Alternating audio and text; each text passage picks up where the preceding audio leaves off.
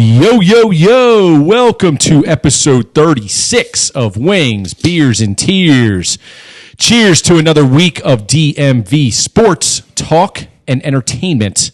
First, let's go ahead and do the intros. Jeremy, how are you over there, sir? Very well. Good to see you guys. Been too long. Absolutely. Good weekend, man? Absolutely. Great. Jerry, how are you? Hello. I had a meltdown over the weekend, which... Sports related? No. Bad parenting moment. Did you survive? Clearly. I did, but it wasn't my finest hour. My daughter, who is in 9th grade, has a boyfriend, and he can drive. And I try to be cool, but I'm not. Was that the same kid that was over here? Yes. Yeah. And he's a nice kid. Yeah, he's a very nice kid. Very nice kid. But I allowed them at 9 to go bowling. Okay. And Whereabouts? They wanted to go to the one on Clopper, and I was like, absolutely not Right. at night. And so they went to Bowl America in Rockville. Yeah. And It's a fine spot. Yeah, I mean, they were meeting up with friends, and there were some other kids going in the car. And I tried to be cool and said, okay, you need to be home at 11 or 10:30 or 11, right? Right. And they left at 9? And they left at like 8:45. Okay. Right. So what time did you see him? Like 12? I think it was 11. Oh, okay. That's not terrible. But when they left, I then had a panic attack and like, what am I doing? And so then I immediately texted her and said, I'm coming down and I'll just stay in the parking lot to make sure that you guys get there okay. I picture you standing hands folded like by the front door. And she was completely like, what are you talking about? You said we could go. We've said we'll be home at 11. You said it was okay. And I said, I know. But then I started thinking about it, and I was trying to be cool and reasonable, and then I panicked, and now I'm freaked out. So I'm coming to get down there. You won't even notice it's me. And she was obviously upset with me, and it turns out that they couldn't bowl anyway because you have to be over 18 once it's past 9 o'clock, so they came home anyway. Oh, great planning. In like 45 minutes. So it was a bad parenting moment. I'm still dealing with the repercussions. You don't trust me, blah, blah, blah. Right. So that was Well, if it makes you feel any better, I don't trust you either, but that's okay. Yeah. What's the lesson here? Next time, Clear the air. tell her, just do it. Yeah, I know. Now, so it was just a bad parenting moment, and I suffered all Sunday with my decision. Either, don't let her go at all, or if you let her go, Just say la vie. Yeah, trust it. And text me when you get there, and text me when you leave, and let me know if everything's okay. And sure. So it was a bad parenting moment. But other than that, good sports weekend. Yeah, go very Terps. good sports Go weekend. Terps. Well, cheers to Jerry. I'm glad you made it through the parent hell of the weekend. Right. And I am Todd, and we are broadcasting, as we always do, from the Wings, Beers, and Tears studios in Montgomery County, Maryland. And before we get to the slate of sports events of the weekend and the upcoming week, of which there are many and lots to talk about, a quick somber note. The sports world mourned one Kobe Bryant this past Sunday as he left us way, way, way too soon. Did not believe it when I saw the initial Twitter feed, but the events are out there. You've heard all the news. There's no point in us rehashing any of that. I would simply be remiss if we didn't do a quick cheers and just say a couple words about what he meant in your life. Because let's be honest, I mean that's a sports figure that transcended sports and was a worldwide known superstar on so many levels. And his indiscretions of the past are behind him. Turned out that this was the twilight of his life. Great dad, great husband, great life, good guy, and just fucking sucks. So cheers to you, Kobe. Any words on what he meant to you or any memories, anything like that before we move on to the positive shit? Well, cheers, Kobe. R.I.P., brother. I'm not a NBA mark by any means, but that guy transcended, his sport, and I think in the end, we're going to miss out on a lot because I think he had a lot to give sports, specifically, women's basketball, girls basketball, and one quick story that I've heard that kind of impressed me was, he was talking about how his, daughter, who unfortunately also passed in the same accident, would say to people that would come up to Kobe and say, man, you need to have a son, carry on the legacy. Yeah. And she would just say, hey, I got this. Yep. I thought that was I heard that special. as well. And, Yeah, no, that was money. And hey, we're gonna miss the guy.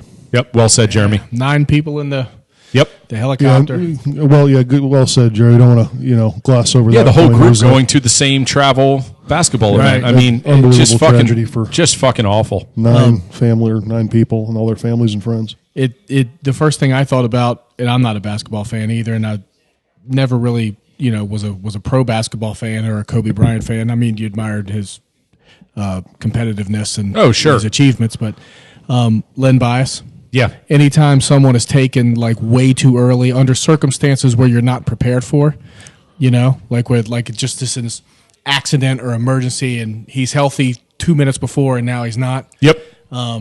It just leaves you with. At first, I was just sort of like, okay, and then as you started hearing, his daughter was with him, and there was one report that his entire family was with. I mean, the media tries to break the story without. Right. That's where we live now. That's our to report it first rather than report it accurately. Yep. So you cause so much consternation, but just the whole tragedy of families being lost, and it's just. I mean, we have kids that same age, and it's it's fucking gut wrenching. Yeah, I couldn't recover. No, I had the same thought. I saw the news, and my first thought was like you. I was like, God damn, that sucks. And then like a half an hour later, I was like, why is this sticking with me? I was like, well, I'm not an NBA fan, and I think the reason is, and I told my guys this, was, he's a year older than I was. And I remember being a freshman, sophomore at Maryland and watching this guy play in the NBA and going, fucking A, man, this guy's like one of my peers as far as age goes. And here he is executing his craft at the highest level. And I just had admiration for him, He was kind of one of the first greats that was kind of our age. Absolutely. So I think when you see that person that's in a similar stage in life to you reflect a little bit. Right. It hits home a little bit more, and life does go on. I think the NBA was right to play the games, and I think Kobe would have said, "Carry on, keep playing." What are you not playing for? Come on, guys. So get your ass out. So hey, man, cheers to you, Kobe, and cheers, brother. many memories to come, and this is hopefully not going to be lost in the short term because he was so impactful to so many people, and like anything that happens like this, life does go on, and you hope that the positive nature of what they brought to the table is what is remembered and brought about for the future of his sport and other sports that he was involved in. So cheers, brother. R.I.P., man. Sleep well, friend. All right, on to bigger and better sporting events in the DMV. Fresh off of the All-Star break, our Washington Capitals hit the ice last night after what felt like a fucking 9-week layoff, not a 9-day layoff. Pretty damn close. Felt fucking so long. And that's as long as it gets without an Olympic break. But they came back, refreshed, looked pretty good as the game went on. First few minutes last night, Jerry, what were you thinking as the Caps were down 1-0? I actually did not panic. You didn't panic? No, I didn't what panic. The hell's, no wonder you didn't Richard panic? No. I mean, panic at the back? I guess I just forgot that Ovi wasn't playing, right? And then I forgot I wasn't playing after my text ran about fuck the NHL. And then, they came they came out rusty and defensive breakdowns, and Holtby gives up one. And I resisted, here we go. Holtby sucks. Take him out, right? I resisted that temptation. I kept watching, and I thought after the first 8 minutes of the game, the Caps were in total control of the entire game. Completely dominated the game. And quite honestly, until they gave up that first chance, which obviously was like a 10-bell chance, and they scored on it, we completely dominated the play. So I'm watching it with George, and he was on his way out to practice, and he's like, yeah, same old Caps. And he goes, you know what? Bullshit. He's like, we're completely dominating right now. He's like, we're skating circles around these guys. Same old Caps isn't necessarily wrong. They just it's not. And they just win every game anyway. So speaking of same old Caps, so here we are. So we're past the All-Star break, obviously. Ovi comes back tomorrow night. Full squad. They look pretty good. They are 34-11-5. That is a stupid record. Yeah. It shocks me every time I see it. What scares me and bothers me? Pittsburgh is 6 points back. No shit. They did not fall off. Nope. They haven't gone in the tank. It just breaks my heart. So one of the stats guys that I think Jeremy follows as well, Micah, and very, very high-end statistician, and he says, for all of those out there clamoring for, I don't want my team to be the favorite, he goes, what you're saying as a sports fan is, I want to lose. He goes, what you really want to see as Losers. far as stats go is you want your team to play at the rate at which you expect them to win, and you want somebody else to exceed that. In other words, if you're the Caps, you keep going on the same points rate that you're on, and what you really hope for is Pittsburgh or somebody to pass you because they win like 16 out of 17. And you're like, see ya. You guys go ahead and take the top seed because we're just fine being, the second seed, playing the Islanders in the first round, whatever the case may be. And with the NHL fucked up playoff seeding system, it's all about matchups. But isn't it correct to say that if they're the number one seed, then they may play the Atlantic in the first matchup rather than someone in the Metro? I think the Metro's so strong. Metro's getting 5. Is my I think guess. so too. I think so too. Yeah, I think so too. 'Cause it would be nice to play somebody other than the Metro team first. It would. Columbus coming back the way they have, that they're the ones that kind of, because it really looks like there's 6 teams in the Metro that can make it. I know. Now, obviously, which is stupid. Playing with 30 plus games left, I realize that, but it looks like it's really 6 and 4, or the 10. So You're talking Washington, Pittsburgh, Rangers, Columbus, Carolina, Philly. Yeah. I guess I was talking Rangers. Yeah. Well, I mean, those are the 6 teams that realistically have a chance. Not Rangers, Islanders. Sorry, Okay. wrong. And Oh, yeah. So Washington, Pittsburgh, Islanders, Columbus, Carolina, Philly. Yeah. Correct. Philly's at 60 points. Yep. And where is number 4 in the Atlantic? How many points? Chicago. Oh, wait a minute. Sorry, went the wrong way. Toronto has 59. Toronto has 59 points. Yes. Holy shit. Yeah. Yeah, See, that's just it. I mean, it's easy for us to say, "Oh my God, the Caps are streaking. They're streaking. They're heading to the quad. They're doing. They're playing such fucking great hockey." Yes, I don't want the President's Trophy curse. I don't want that target on my back. But at the same time, you have to keep playing your game. You have to keep winning. You have to keep amassing points because nothing is guaranteed. Tampa Bay's coming on too. They are, and the further. The further we can push away a playoff matchup of Tampa, Boston, or Pittsburgh, the better off we are. Yeah, you're right. So as far as I'm concerned, if we get Carolina again in the first round, if we get the Islanders, if we get somebody like Philly, and the Caps fans are going, "Oh no, these are our rivals," fuck it, we're better. Yeah, I mean, it doesn't matter. If you're in the playoffs, anybody can beat anybody. And just like last year, Carolina took care of us in 7. Good on them. We were the better team. They simply beat us. If that happens to us again, well, there's some self-reflection that needs to occur. Right. There's no way we should lose a first-round series to any of those teams, any of those bottom 4 or 5 teams that are going to make it, Correct. in my opinion. Yep. I thought Holtby played well last night. Played really well. I mean, he played well. Not like really well, but played well. No. There were 3 or 4 saves in the beginning of the third period. Absolutely. And I told Jeremy this, he made them look routine, and that is the Holtby that we know and love. Right. Well, every goaltender is going to make saves that are breakdowns and are amazing saves. They're going to do that every game. Of course. But It's the routine it's ones. the consistency that... So one thing I've found with Holtby, when he's dialed in, I think his rebound control is one of his best attributes. Right. He guides the puck to less dangerous areas with ease. And he will take that like little in-between one-timer, and instead of just making like the pad save and flashing it, he'll make the pad save and then take his blocker or his paddle and he'll guide it to the corner so that there's no semblance of a rebound. Or kick it into the corner, whatever Correct. it might be. And when he's sliding and pushing correctly, in my opinion, that's what he does really well. When he struggles, he overslides, he overpushes, and he gives up just juicy rebounds right in front. So who gets the call against Nashville tomorrow? Sounds like Holtby. Yeah, it's going to be. I already announced Holtby with Sammy on Friday.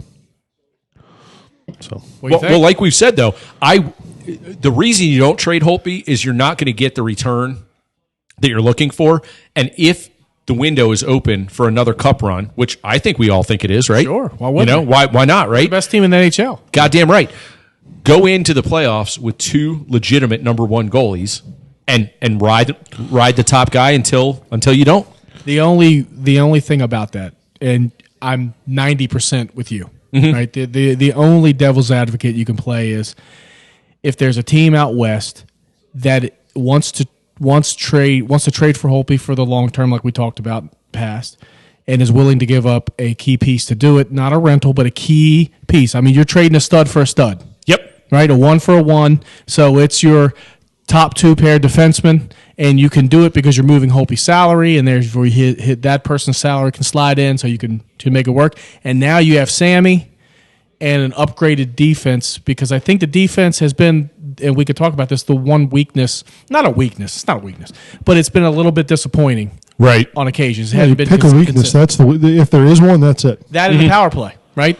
And the power play could just be laziness, and who knows? I don't know what it is, but Okay, I'm glad you brought up the power play. So, Blaine Forsythe is essentially the power play specialist of this coaching staff. The Caps are uber high-end talented. Why does the power play suffer? So, I think that they've gone to the well, and their analysis has told them it's not about quantity of shots in the power play. So if you've got 2 minutes to work, it's not important to them to have a minute 40 worth of zone time. They feel like if they get 30 or 40 seconds of solid zone time, they're probably going to get 2 or 3 golden chances, and they're going to pot one of those. So the slingshot, the stagnant play that we see in the buildup, that's not a concern to them. This is my theory, because I've seen some analysis that would lead to this conclusion. They figure if they can gain the zone, it doesn't matter whether there's a minute 40 left or 40 seconds left. If they can get 20 or 30 seconds of decent possession in the zone, they're probably going to score.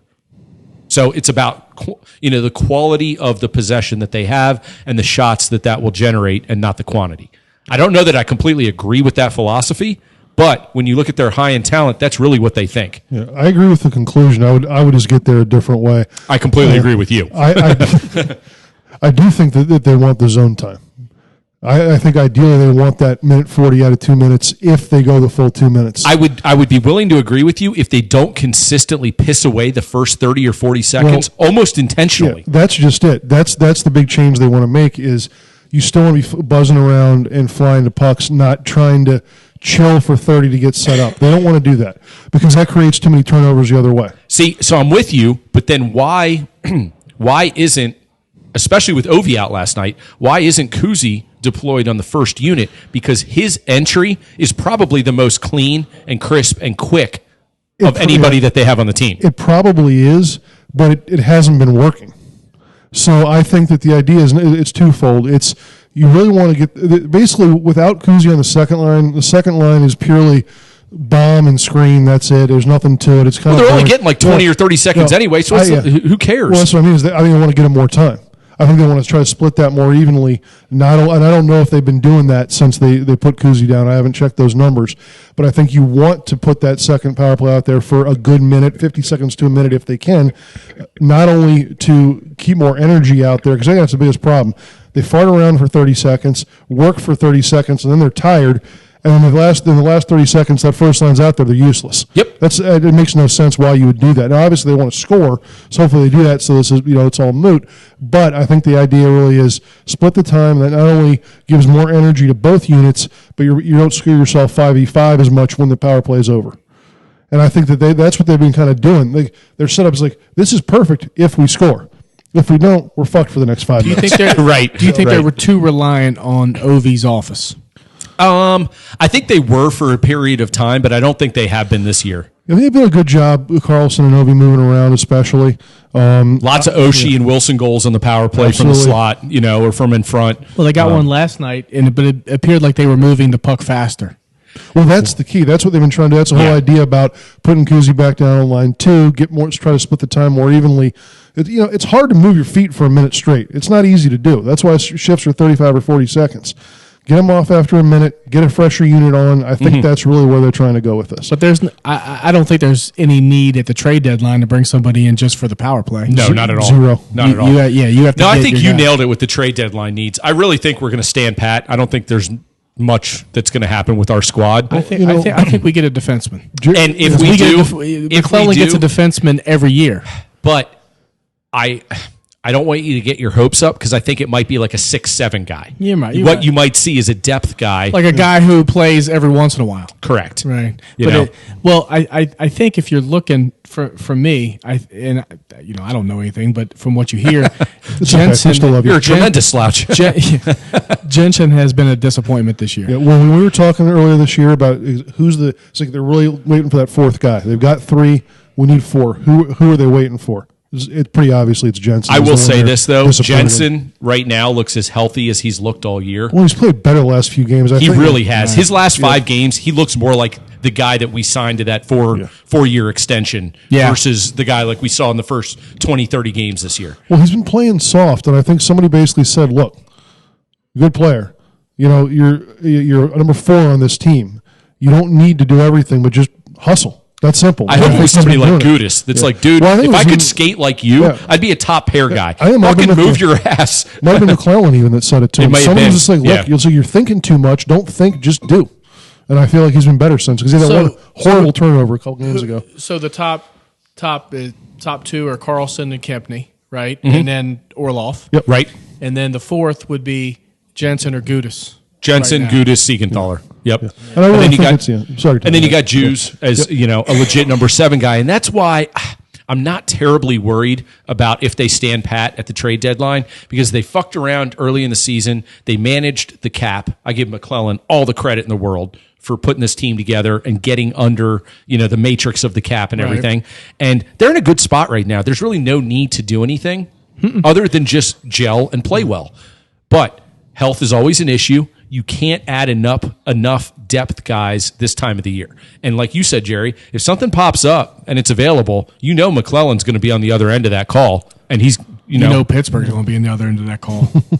They're always going to be at the other end of that call. They're going to get Kreider or somebody who's just sort of sitting there. Good. I hope they get Kreider. I like Kreider. Hey, he's fine. Yeah. Skates like the wind. Hands of stone. Cool. Dumbass, too. So, but... yeah, I mean, I think I'd like to see the Caps sort of put it on. Last year at this time, they were sort of treading water, and then they started getting in their zone. And I'm hoping that this is the point where they say, "Okay, we're going to dig in now. Now we're going to do the grind." Yep. We've been lethargic for about a month and a half, but now we're going to get in the grind. And it might be too early even for that, right? I think it is. So last 30 games. Yeah, I think mid-March is when you really start to see the teams that are, if by mid-March we've got a bunch of injuries and we're playing meh hockey and it looks a little slow, I'm going to be concerned because, in 4 weeks after that, you're going to hit the playoffs and second season, and all it takes is an upstart team that's healthy and young and quick, and they can jump on a veteran-laden team like the Caps. I don't have that worry this year like I did last year. Last year, you had the Stanley Cup hangover. You had a nightmare of a first-round matchup with a team that was hungry to do anything. And that was their Stanley Cup, was to beat the Caps in the first round. This year, I think the Caps, it's almost like a dog, kind of shakes off the bath, and he's like, all right, I'm good now. Right. The shit's behind me, let's go. Well, hopefully the Caps are a little bit hungrier than they were last year. I think they are. Yeah. And I think that goes from the coaching staff all the way down, too. Because I think the coach's sense of urgency is there right now. I mean, Reardon. Have you changed your tone on Reardon? No, I mean I want Torts. I'll trade that son of a bitch right now. That's our trade deadline move. Yeah. Reardon couldn't even win a game All-Star Weekend. He sucks. I mean, if Reardon doesn't make it out of the first round this year, that's trouble. Oh that's shit! Trouble. No, and that's why I said if we have another first round exit, that's similar to last year, I am definitely going to question that because not every coach has high end talent, mentality, and the ability to get that out of those guys. Jeremy's made the point when Reardon got this job, his first order of business was basically not to fuck up. Right, and he did a great job with that. Now, what is the next step? What is the extension of that? Yeah, we're talking about the players. Hey, there's no excuses this year. No Stanley Cup hangover. Well, prove you can do it again. And I sort of back to we talked about the President's Trophy stuff. I'd be interested to see if anybody that we'll call it choked, blew it, whatever, who had won the President's Trophy and didn't win the Cup, or any of those previous Cup winners. It seems like it's more the Caps of back in the day, the Detroits before they, were winning. I mean, obviously I know they won in the past, but before they had their run. Right. Teams like the Sharks, Tampa in this iteration. Sharks is the Western Conference Caps. Well, they were. Yeah, exactly. And now they're the Sharks, and we've got the fucking trophy. So is that curse, squashed by a cup? Is what I'm curious about. So, interesting. Well, if we are to win the President's Trophy, I would certainly hope that the curse is squashed. But Piranha is on fire, man. So last night was interesting for me watching him play, knowing that Ovi wasn't in the lineup. It's almost like he assumed the responsibility of pressing, right, getting shots on goal, because he was firing the puck from everywhere. Yeah. And that pass he had to Wilson on the power play, motherfucker, what a pass that is. Wasn't half the pass that Oshie had off his skate. Oh, shit. Are you shitting me? Yeah. By the way, why wasn't that a penalty shot? George and I rewound it. Kuzi is 2 steps clear of Domi inside the blue line when he receives the pass. He's completely clear before he hits the face-off circle. I mean, it's a fucking penalty shot. My only guess is, I honestly I don't think I'm going to fast forward past that part. You were probably wasted. No, not that early. That was later. But did he get a shot off? Yeah. That's why. Because you have to completely deny a scoring chance for the penalty shot to kick in. If he had a scoring chance, it's just a penalty. I know that Carlson was all over the ref about a penalty shot. He was. So was Backstrom. But that really is it, because I've seen so many times where I think they shouldn't call it, and they do, because he didn't have like the 2 steps clear, but he ended up flubbing the shot because of the hook or whatever, and they'll give the penalty shot. It's all about the scoring chance. To me, that's exactly what happened. He was 2 steps clear. Domi got the nice little hack right on the hands, and his shot basically was just a dribbler as a result. It probably should have been a penalty. But what a freaking pass. What a fucking pass. By the way, the outlet pass from, I think that was Kempney, that had the breakout pass, and then Oshie kicked it over. Yeah. I mean, dude, the sauce on that thing was fucking perfect. Yeah, it was amazing. Just a great, back end to front end play, and that's what the Caps can still do. And when we lament the fact that they're a little bit older and they play slower, they still have that explosiveness. They're crafty, man. Dude, they're so skilled. Well, we're so lucky to watch such a skilled team. Well, just to pile on that point, too, a lot of the times when they're doing that, they're also doing a great job going north-south.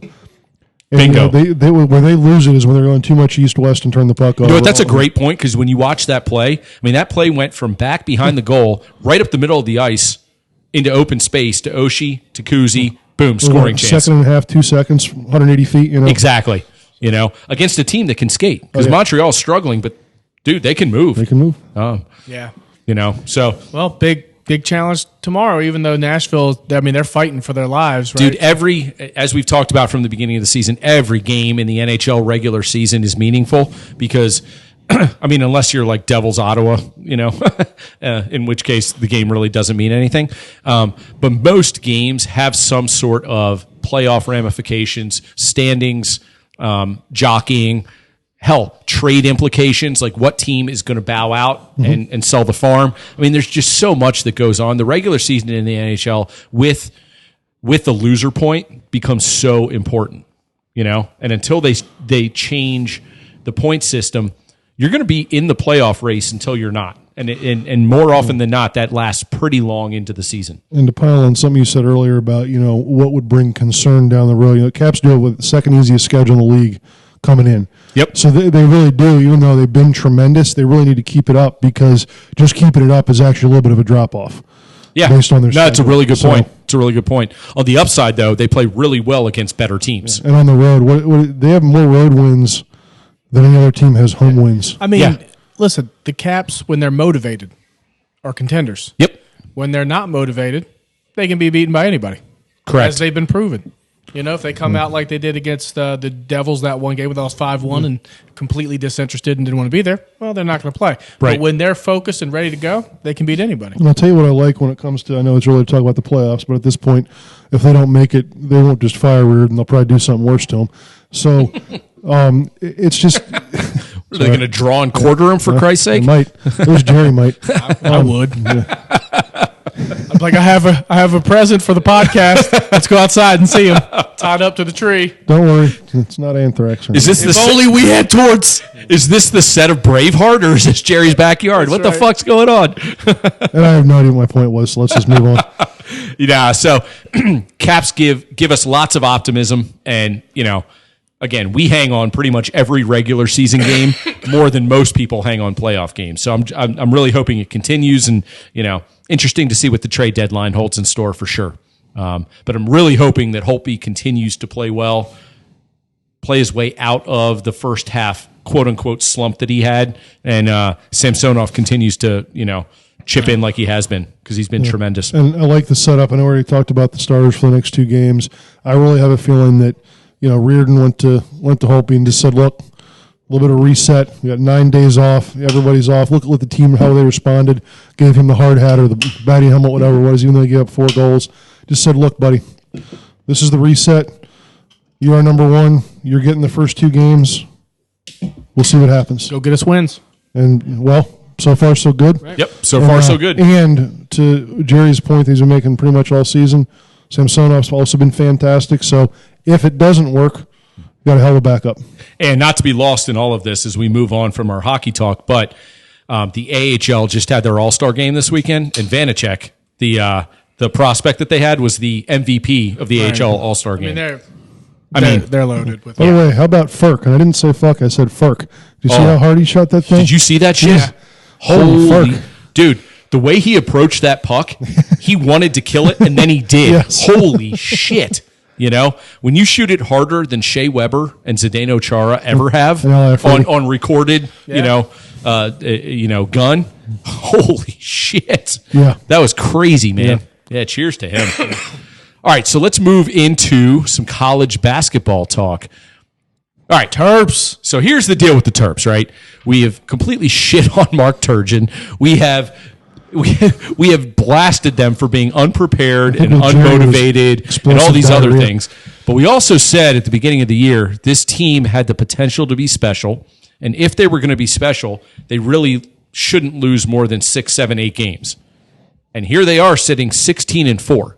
Now, it's not the way we thought they would get there, but here they are. They're in a pretty decent spot. They won 1 fucking game on the road against quality opponent. Let's relax, Mr. Optimism. They have the second most Q1 and Q2 wins in the country. How about FU to your Q2? I don't know what the hell that is. All I know is they lose to shitty teams on the road Don't you who mean may not be shitty. I get it. Here's why I was proud of the Terps, right?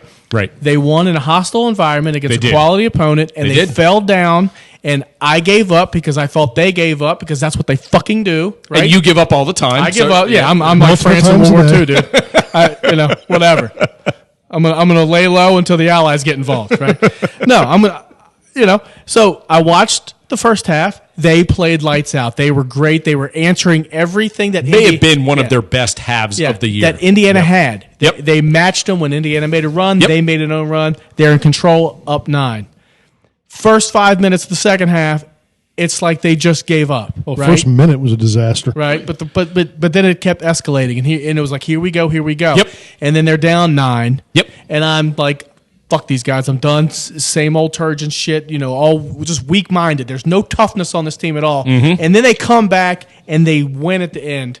And even though Sticks still lost his mind and had to apologize. I think he might have taken a dump on the floor if Turge hadn't come and got him. Yeah, I mean, he was obviously fired up, and if someone did that, at Maryland.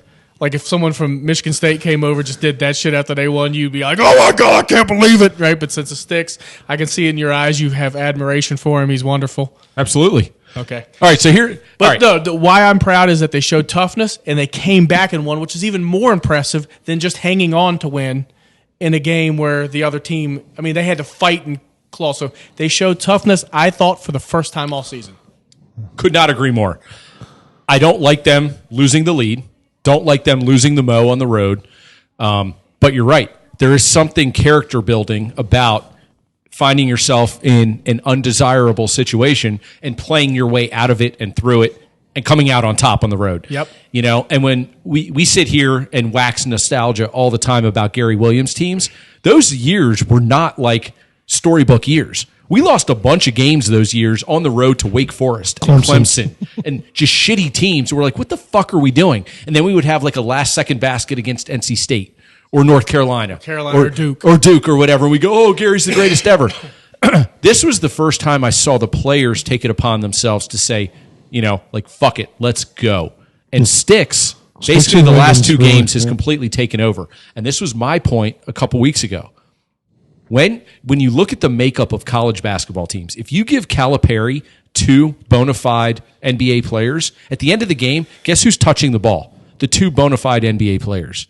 With Turgeon in the past, guess who's touching the ball? Oh, we're just going to run our offense. Oh, they didn't listen to me. Oh, it went out of bounds.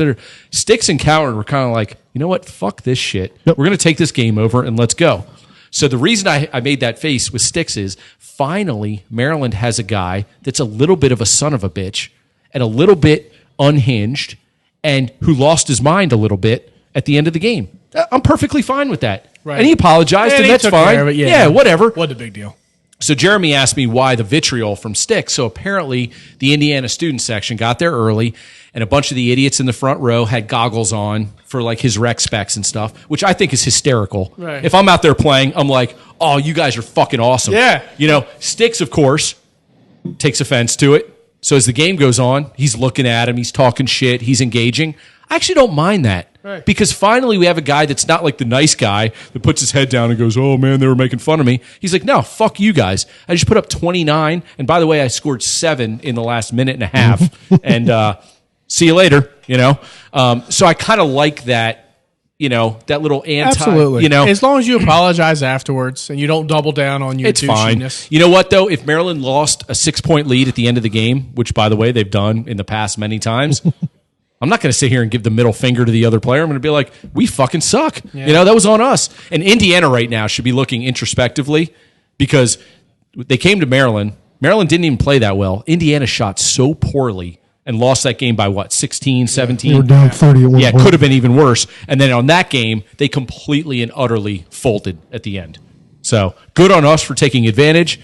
I'm glad that Sticks is playing like the lottery pick that we all think he is.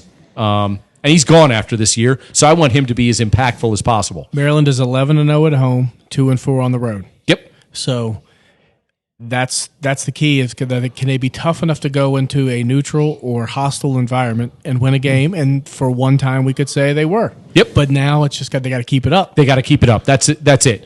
The Iowa game on Thursday is huge. So we've talked about this now. The Big Ten has no teams in the top 15. Or in the top 10.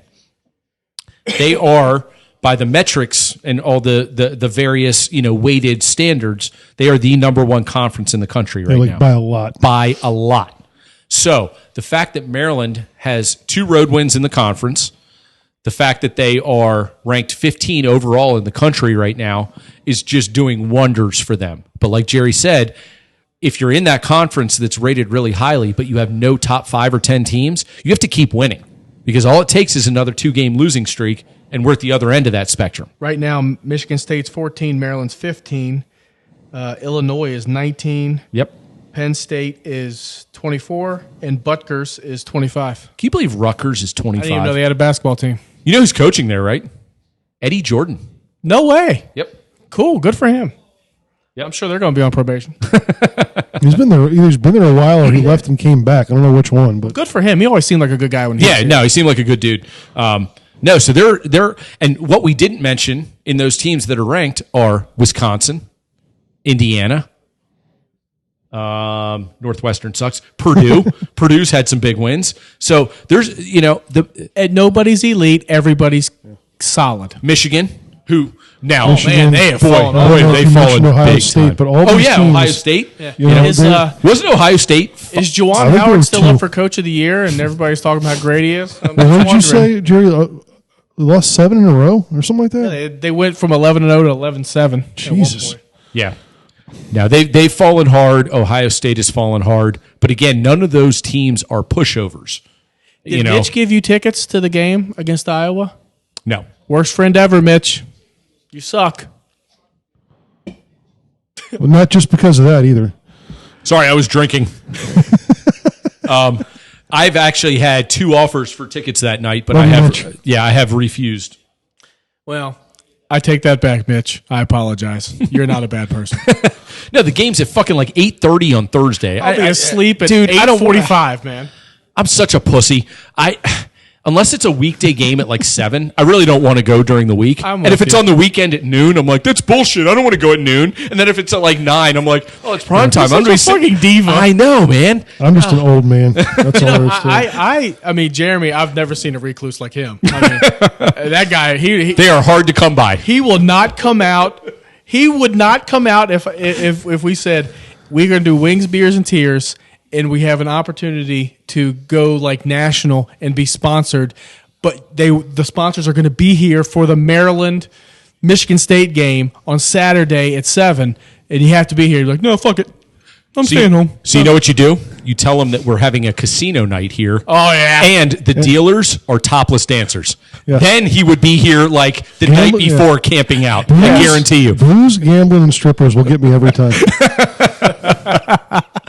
He has very few weaknesses, but they are obvious. Other than that, I have no idea where he lives. I don't know anything about Jeremy except he's not leaving. I see him just like sitting in a chair, surrounded by clothes, unwashed clothes, with just like beers everywhere, and all he's doing is watching 4 TVs and cussing refs. So No back in the beers. day, Pinnacle. when he would host parties at his recluse pad, he would actually bring a cooler into the living room with him, so he didn't have to walk to the fridge. It's tremendous It's work. very efficient. All I know is that motherfucker makes the best Bloody Mary. You can, I mean, it crushed me from my house to where I was walking around the street. Like right in the middle of the street, I just got out and had to go to the bathroom. I was just like, And that is a true story. I was That is a so true story. hammered. I don't know what you put in there, like heroin or something, but it was like, It was No, just vodka. It is Jeremy's heavy pour. He has the he has that knack. and that's when that lady in that the Rangers game Yes. was that where she told me to go back to the trailer park. How'd you know? I said, how'd you know I live in the trailer park?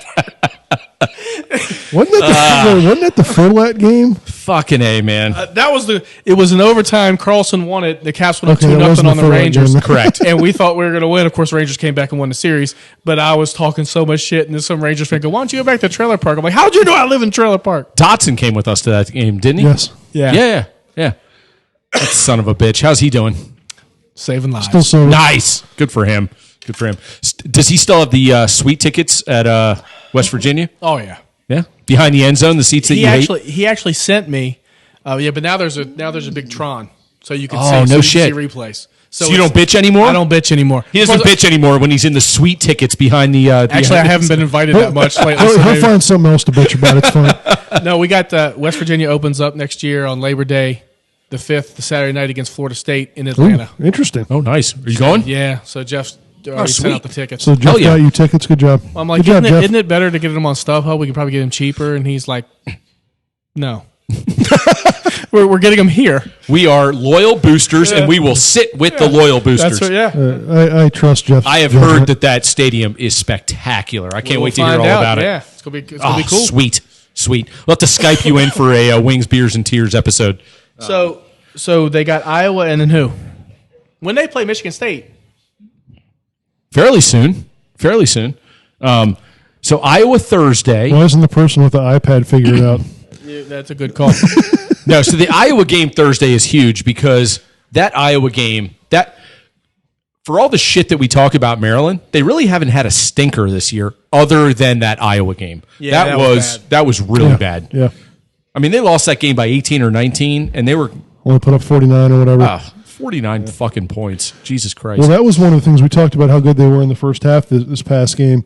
But combine that with the second half against Northwestern, they put up like 98 points in those 40 minutes. Okay. So they're capable. Here's a schedule. Iowa on Thursday, home. Mm-hmm. Tuesday the 4th, home to Rutgers. So you get 2 ranked teams at home. You've got to hold serve at home. Friday Yes. Friday the 7th at Illinois. It's a tough game. Nebraska at home on the 11th. Michigan State at Michigan State on the 15th. Huge. And then Northwestern at home on the 18th. And then you close out with Ohio State on the road, Minnesota on the road, Michigan State at home, at Rutgers, Michigan at home. See, again, the Big Ten schedule is a gauntlet, and if you look at that Northwestern game at home and go, oh, that's an easy one.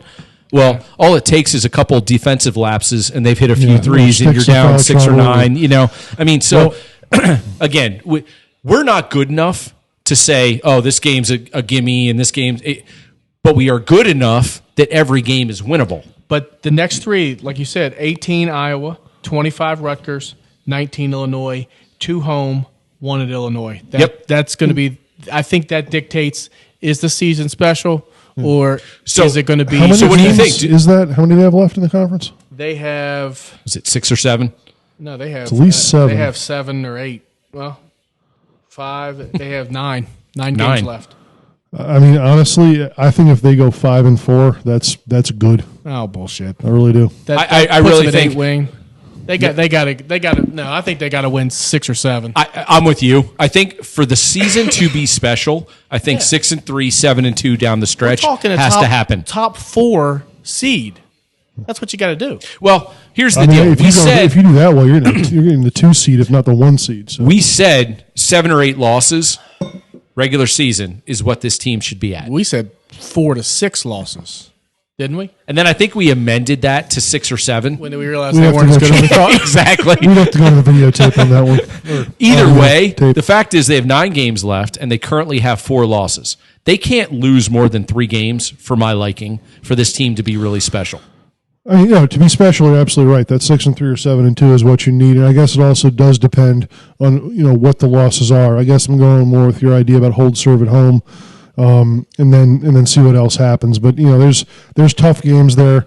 I'm going to be shocked if there's not one more stinker. So I guess let's just see where those games fall. Oh, they're definitely going to have a stinker. My hope is the stinkers are the ones that they probably shouldn't win anyway. Well, yeah, exactly. A half here or 10 minutes there. And you span it over the course of 2 or 3 games, and you still find a way to win because you have the best players. Mm. And that's where Jerry has said it. It's hard to win in college basketball unless you have elite talent. There's only so few teams that can overachieve Gary Williams style of, days of yore. You have to have the talent. Maryland does this year. If they're at 4 losses, if they have 4 more losses, it's a disappointing regular season. I agree.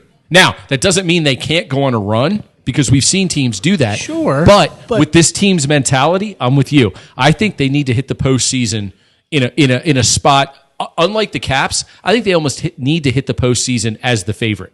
They need to have some swagger. Yep. Right. I think the best indicator for future success is past success, and if they're disappointing in the regular season, then they're going to be disappointing in the tournament. Mm-hmm. And if they don't make it to past the first weekend, it's a disappointment. Oh, 100%. No, that's completely agree. And that's the thing. I mean, that's what we're, I would want to play Maryland if I was a team because Maryland's got senior leadership and they've played in big games before, right? Right. But they're underachieving historically. So there's the rub, right? There are so many teams I equate with Maryland right now that I consider to be teams I don't want to play. That means half of those teams aren't going to make it past the first weekend. Right, you're right. And there's going to be a team like Texas Tech, like Maryland, like Illinois, like All right, I'm calling right now. Maryland, West Virginia, final game. That'd be great. No, Maryland. Great. Maryland has the best weapon for the tournament, and that's a senior point guard. Yep. Yes. Could not agree more. Because they control when everybody else is freaking out. Mm-hmm. They're controlling, and his demeanor on the court lends itself to postseason success. And if his coach can just get out of the way. Yep. I agree. Just get out of the way. Dude, just run like old school pick and rolls with him and Sticks. And just say, guys. I got it all figured out, Mark. Call me. Hey, Mark, Fat Magic is in the house. Fat Magic is in the house. It certainly is. Fucking A. Literally. Love it. All right, so. What the fuck does that supposed to mean, Jeremy? It means you're here in your house. All right, so if Maryland loses by 10 at home to Iowa, are you writing them off? Or I've already written them off, dude. I can't lie. I'm here. I have no belief in Mark Turgeon to have a successful season. Record aside, nothing's changed. You want the double bye in the Big Ten tournament, top 4 seed in the NCAAs. Yes. If you do that, that's where you need to be. That is the formula for them getting as far as they can go. I think so. Yeah, I agree. I think agree. If, And then don't choke. if Maryland starts winning on the road, then I'll become a believer. All right. Real quick question before we move on to our little Super Bowl preview here. What would you rather have? A deep run in the NCAA tournament. Let's say they lose in the Elite Eight or even the Final Four. Or Final Five or whatever, Jerry. Or do you want them to win the Big Ten championship in the tournament and get a trophy and then bow out in the Sweet 16? No, I'd take a longer run and then NCAA's any day. Yeah, me too. And maybe, Me too. hey, I just threw it out there because there are those out there. It's reasonable. People can disagree. I just think they're unreasonable if they think unlike me.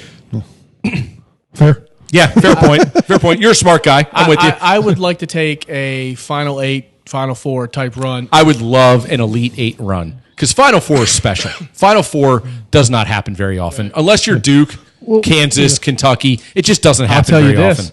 I don't want Maryland I don't want them to finish second in the Big Ten tournament because now they got to play extra games. Agreed. And they're worn out for and that's proven that has taken a lot out of teams. You're right. So you'd rather them like lose in the semis? I'd rather them lose in the first. If they're let's say they have 5 losses, they go on an incredible run, 5 or 6 losses, right? Right. And they're a top 4 team, and they lose in the first round of the tournament. It will sting, but now you're rested. Yeah, and the positive is you get the rest. Yes. You got the rest, and your seed's not going to drop that much, and now you're ready to go. Sure. But the next 5 or 6 games will dictate whether or not you can lose that game. Absolutely. Without it being a blow. I mean, I'm saying that Maryland's a 2 seed going into the tournament, right? And they maybe win the first game and then lose the second one. Okay. And now fair enough. Yeah. Yep. Yeah. Yeah. I'm with that. Yeah, I mean, I think you want the double bye, so the max you have to play would be 3. Right. You want to win 1, but if you lose in the semis, it's I can't not tell a big you how deal. many ACC fucking tournaments I went to where Maryland won the first game and lost the second one. Wait, you went to a game where our team lost? I'm shocked by this. Yeah. I would say my record as a fan of any sport Is live 196? is like 35% winning percentage. That's a lot better than I would have figured. So if Jerry ever invites you to like the semifinals, just stay home. I invited Buck to Game 7 of Pittsburgh, and I tried to fight a guy in the beer line who was just standing there. And he's like, "What's your problem?" I'm like, "I'm sorry, man. I just walked off. I'm sorry. I think we're going to lose. I just spent $400 on tickets and." Did you try to fight with Buck or who? No, Buck was like, "What's wrong with you, man? This guy's not doing nothing to you." I'm like, I could see him starting a fight with Buck. That's happened before. All right, so let's move on to fucking A, it's Super Bowl week. Go Chiefs, Andy Reid. Holy shit! It's been like a month since the last game. Holy shit! How long has it been? I will say this about the Redskins and Ravens. I don't care about the Super Bowl. I would love to talk about the Redskins, but they bore the ever-living shit out of me, especially this time of the year. However, being the number 2 pick in the draft is interesting. Number 2 is very appropriate for the Redskins. Yes, it is. Yes, it is. Good point, Jeremy. No, so we will see. So you got to get through the Super Bowl until you really start talking about draft specific trade partners, mock drafts, where everybody's going to go. Well, the Combine's coming up in February. It is. But you got to get through the Super Bowl first. So let's hit that real quick. Intriguing matchup. Chiefs, 49ers. Love the matchup on paper. Love it. Lovely matchup on paper. It does have the potential of being a good competitive game for 4 quarters. And I will say this, it can't be any worse than last year's actual game. I am just so freaking happy the Patriots are not there. Dude. Isn't that great? It really is. I heard an analyst that said that this year's numbers, as far as TV ratings go, will be down. Sure, because it's not Tom Brady. Because it's not the Patriots, because it's not a marquee name, but the game will far exceed last year's product. I'm looking forward to the halftime show. Who is the halftime show? J-Lo and Shakira. Yeah. Shakira and J-Lo, from my perspective. Oh, meh. Shakira's like one of the hottest chicks on the planet. She really is. I don't objectify women. Except for Shakira. I couldn't tell you one song they sang. All right. So I understand they're beautiful, but you mean your hips don't lie? That's good. So Andrea's coming back now. So Andrea sings some Shakira. The bane of Andrea's existence The bane of her existence is J-Lo. She could not hate J-Lo anymore. She's my most hated person. She could not love Shakira anymore. I love Oh, it. okay. So it's like- it's like the yin and the yang. It huh? really is. It's like the fusion of like the two forces coming together. I will not. The most overrated thing in America is the Super Bowl show, the halftime show. It is. However, awful. I will remind you, Jerry, at your house a few years back, Beyonce was the halftime show. You were very happy about that halftime show. I was probably sick or drunk or both. I think there's a lot of Miller Lights sliding down that night. Yeah, no, I mean, it's all lip synced, I think. And then you know what bothers me about the halftime show is they have the fans come on the field, Right. But there's only like 5 rows, but it looks like the way they Yeah. want to say it, like it's the whole stadium. Exactly. And they're bouncing up and down, and it's like you and me right now in the podcast. I mean, it's pathetic. wasn't it like Adam Levine, Yes. like last year or something? I don't know. I don't know when it was, but yeah. Yeah, for Maroon But 5. you know what? Yeah. You know what? It's hard to play in a Super Bowl because the timeouts are longer. Yes. And the Super Bowl show is 45 minutes long. Dude. So it's like you go in and you shower. If Absolutely. you've never played in the Super Bowl, it's got to be difficult. Yeah. You have no idea what's coming. I didn't agree. even count the power outage. That's right. That's right. And that was the Beyonce year. Same year, yeah. in New Orleans. I went to the Super Bowl, Tom Brady's first, and YouTube was performing right after Nice. 9/11. And it was just so long. I was like, we have like 5 or 6 U2 songs. I was like, this has got to be the last one. And they just kept playing. I was like, you never realize how long it is. Right. Because if you go to a regular season 12 game, minutes. if you go to a regular season game, 12 minutes. like the teams leave, and 5 minutes later, the specialists are coming back out. I love that shit. Yes. Yeah. I mean, It's it- fantastic. I wish 10 that- minutes I long. wish that college would adopt the Yes. same halftime rules because college games are amazing for the first half, and then if it's a stinker of a game, everybody's gone at halftime. Right. Who wants to sit there for 20? Sometimes it's even longer because they take forever to start the clock, and then they come back on, and then you have the TV timeout. But back to the game itself, you got the Chiefs offense, which is potent, Yep. and against the San Francisco defense, which can turn the ball over. And I think if the Chiefs get out early, Garoppolo is not going to be good enough to get them back in it. But if the Chiefs start out slow like they have, They have been. Yep. they can do that. And the 49ers take control and they get up early, and then they unleash. The Chiefs have to pass, Yep. and they can unleash that pass rush. If I know that Mike Florio, who I don't really like, said this on air, and Well, he just wants we can sort of break Mahomes' he leg. said, he so, said I would 15-yard penalties don't matter to the 49ers because you hit Mahomes every time you can, and there is truth to that. There is. You punish him. Who's the backup? Is it like Elvis Gerbach or something? no, you know who it is? Like, It's the guy from Miami, Matt Moore. Oh, okay. He's not bad. No. But I too okay. No, but he's not. No, but he's not Right. Mahomes. I mean, No. So I'm not saying you take cheap shots, but every time it's questionable, you lay into him and you finish. I don't know. I think so. My first thought was if there's going to be a blowout, it's going to be the Chiefs blowing out the 49ers. I would think so Yes. because they're on a roll. Correct, over a because they have the offense and everything else. But you bring up a good point, and the 49ers, First time for everything. 49ers absolutely first time everything in the past 5 minutes. they absolutely put it on Green Bay in the first half. I mean, what was it, That was- 27-0? Yeah, it wasn't a game. And I'm with you. I can kind of see if the Chiefs start slowly and if the 49ers impose their will physically and defensively, they get a big punt start return. hitting. Exactly. I could see the 49ers up by 3 scores.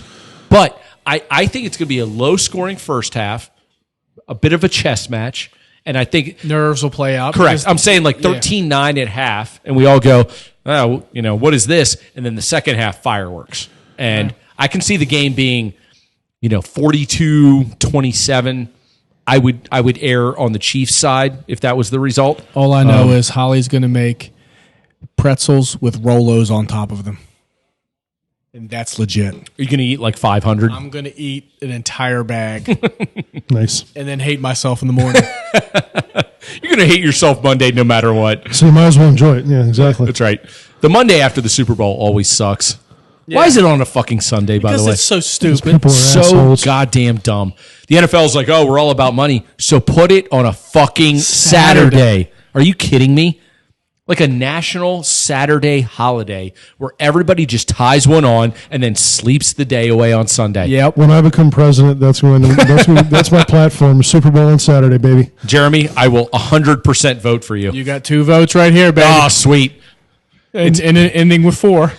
It's a grassroots. It's a groundswell.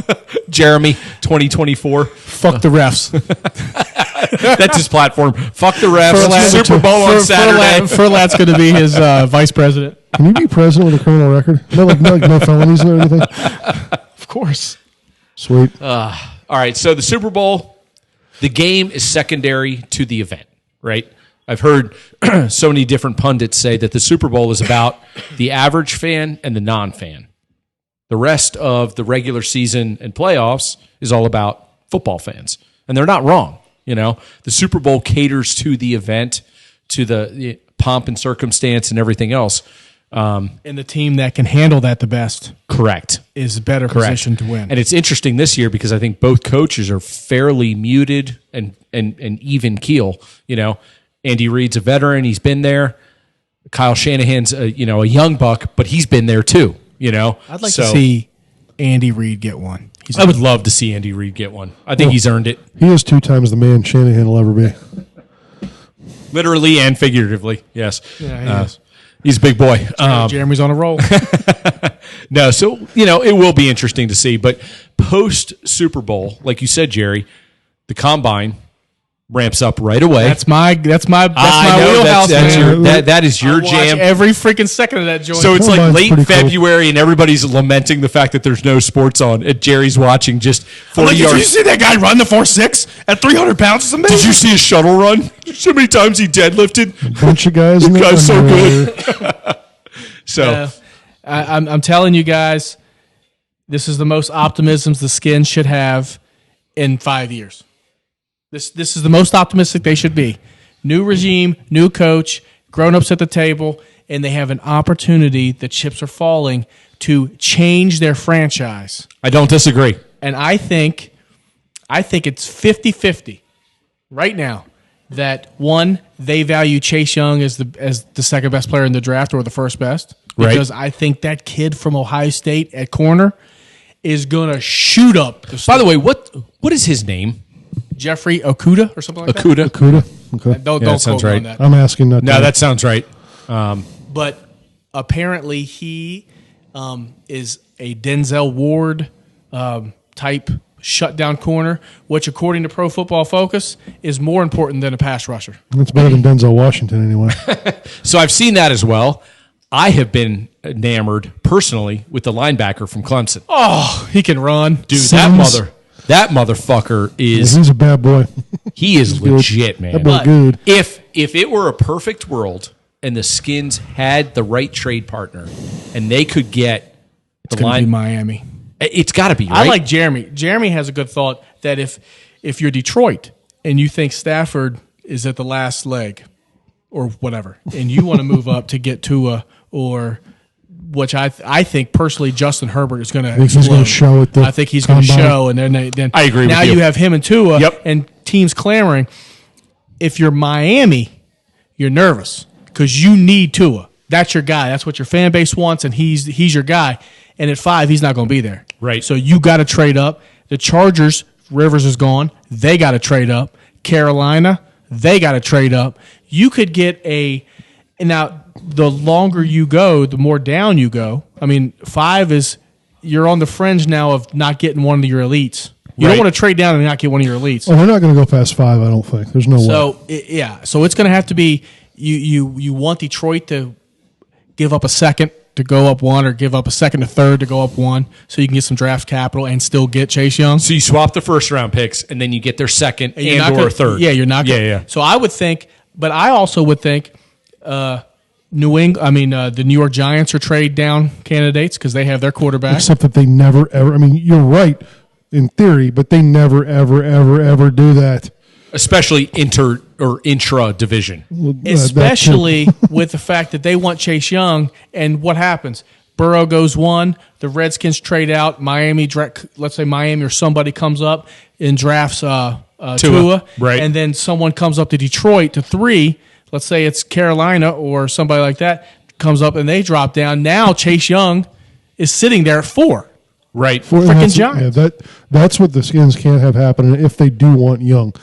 Oh, that they can't do that. Because I could definitely see 2 teams trying to get into that top 3. But it's I hope for the Skins' sake they're keeping their minds open.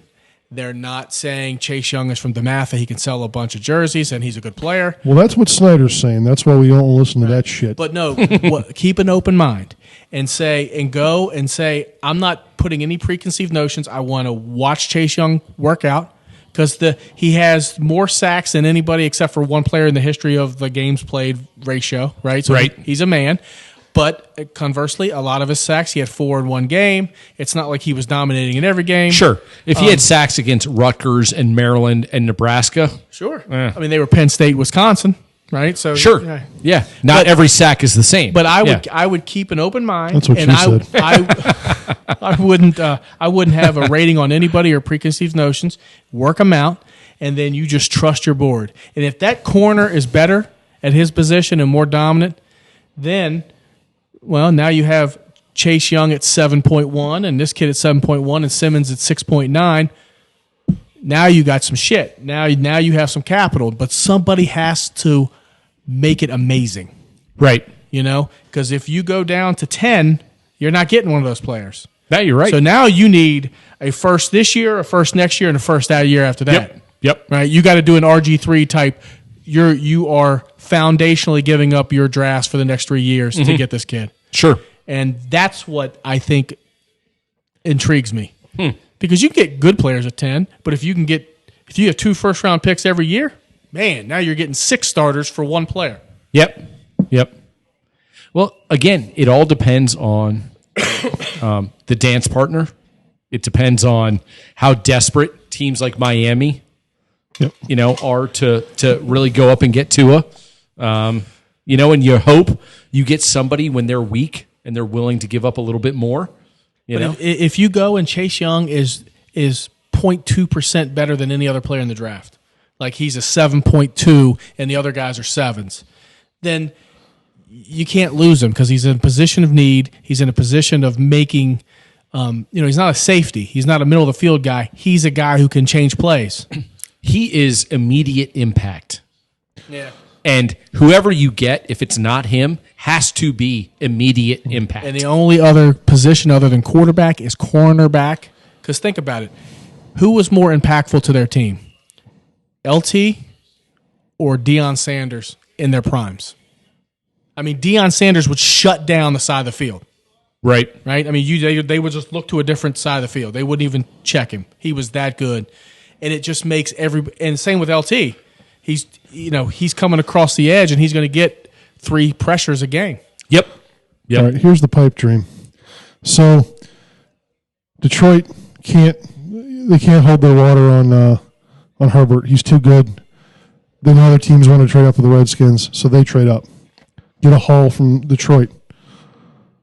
Then we get a haul from Miami for Tua.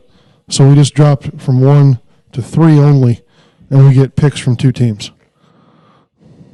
No, you mean you'd be picking 5 then. You're right. Sorry. So you lose Young, but you get all those picks, and you get either Simmons or the corner from Ohio State, and you still have the extra 4 or 5 picks. I'm telling you, it would not surprise me at the end of the day, notwithstanding the Chase Young mania, which I'm part of. Yes, I think, me too. Yeah. Me too. If that Acuna kid rates out as the best prospect in the entire draft, regardless of position, I've heard that he is that dominant. He looks the part. I mean, man, the draft is such a crapshoot, though. It is.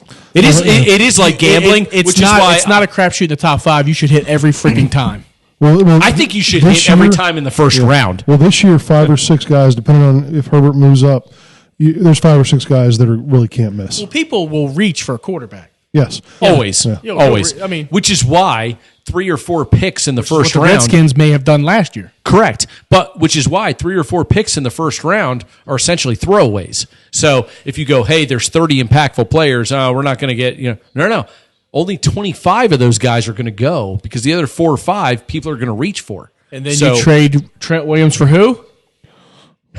Mark Andrews. No, of course, yeah. Hayden Hurst. Yeah. Your boy Hayden Hurst. Fuck that shit. You need a tight end. I know you need Absolutely, a tight end. most important off-season acquisition. Works for me. I don't know.